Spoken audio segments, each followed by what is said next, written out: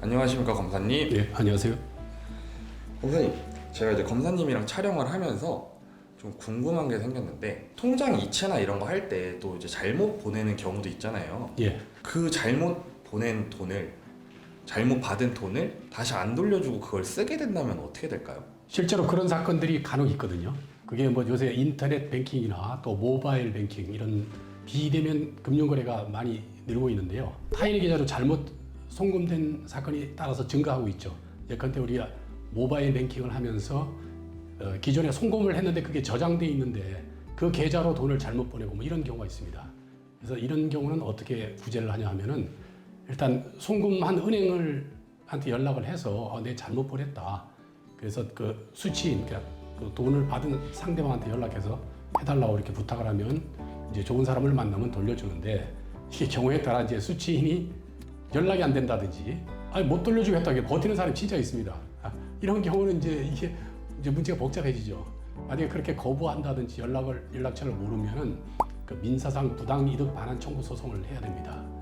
그리고 이게 이제 보면은 모바일 뱅킹이 많다 보니까 이게 단순한 그 옛날처럼 개인의 착오의 정도에 끝나는 게 아니고 이게 어떤 그러니까 뱅킹 시스템의 어떤 부작용이 아닌가 이런 문제가 있습니다. 그렇게 되면 그런 관점에서 보면은 많은 국민들이 잠재적인 그 피해자가 되거든요.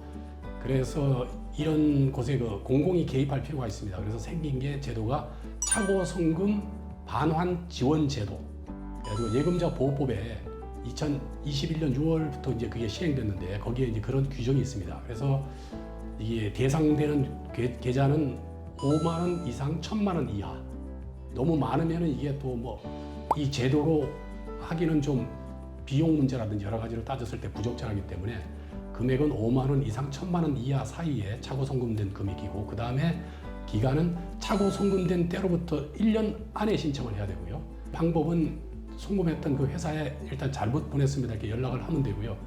그 다음에 만약에 불응하는 경우는 예금보험공사에 연락을 해서 거기 보면 이제 이렇게 해서 안 돌려준다 이렇게 거기 연락을 해서 이제 취하면 되고 또 이제 인터넷으로 또 하는 방법은 차고 송금 반환 지원 정보 시스템 이렇게 그 입력을 하면은 인터넷에 입력을 하면 이제 절차가 쭉 나옵니다. 이렇게 돼 있고요.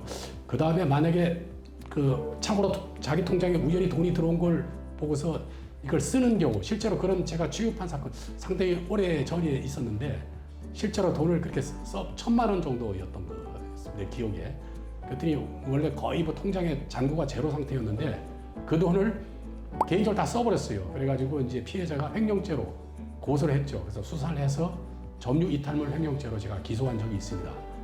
근데 대법원 판례 입장은 이런 경우에 신의 측상 뭐 보관 관계가 성립한다고 봐가지고 점유 이탈물 횡령죄를 인정하고 있습니다. 그리고 전에 처리한 것 중에서 한 1억 원 정도가 착오로 이제 그 입금이 됐는데 수신자가 그 통장에서 인출은 안 하고 통장에 그대로 있는 상태에서 돈은 못 돌려주겠다 이렇게 버틴 경우가 있었습니다.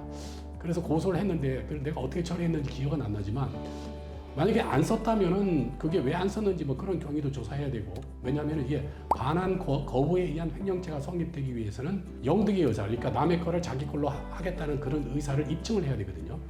그게 안 쓴 경우는 그게 좀 입증하기가 좀 그렇게 쉽지는 않을 겁니다. 왜냐하면 왜 돌려주지 않는지 이제 그걸 조사해야 되고 그리고 이제 이걸 만약에 그런 경우 돌려받으려면 민사적으로는 일단은 그 사람이 다른 데 쓰지 못하도록 일단 통장을 가압류해야 되겠죠. 가압류를 해서 절차를 진행해야 됩니다.